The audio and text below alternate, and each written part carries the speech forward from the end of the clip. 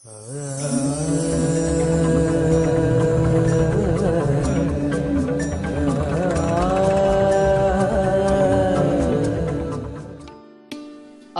ఒక మనిషి ఒకప్పుడు ఉండేవాడంటే నమ్మలేం.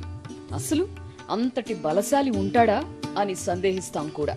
కానీ ఉన్నాడు. ఆయనే కోడి రామమూర్తి నాయుడు.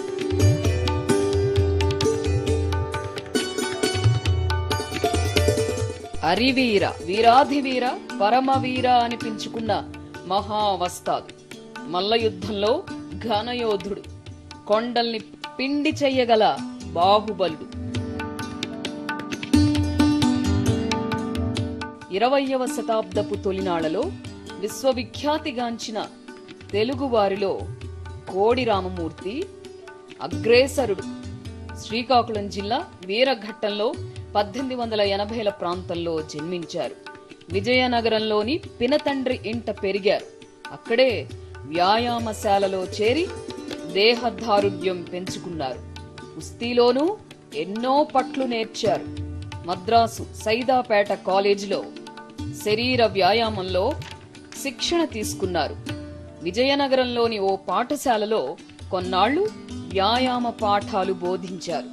21వ ఏట నుంచే బల ప్రదర్శన మొదలుపెట్టారు. గుండెలపై 3 టన్నుల భారాన్ని అవలీలగా మోసేవారు. ఆ తర్వాత ఓ సర్కస్ కంపెనీని స్థాపించారు. దేశ విదేశాలలో ప్రదర్శనలిచ్చి అందరినీ అబ్బురపరిచారు.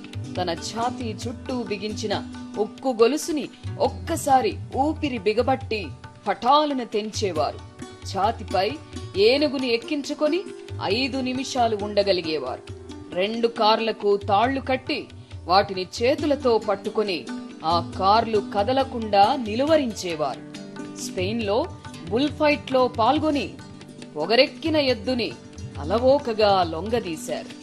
ఇలా ఒకటా రెండా మరెన్నో అద్భుతాలు, ఒళ్ళు గగుర్ పొడిచే అరుదైన విన్యాసాలు. అనతి కాలంలోనే కోడి రామమూర్తి అపర భీముడిగా పేరొందారు. బలశాలి ఆంజనేయుడికి పర్యాయ పదంగా మారారు. ఆనాటి ఇంగ్లాండ్ పాలకులైన కింగ్ జార్జ్, క్వీన్ మేరీలు కోడి రామమూర్తి ప్రదర్శన తిలకించి జేజేలు పలికారు. Indian Hercules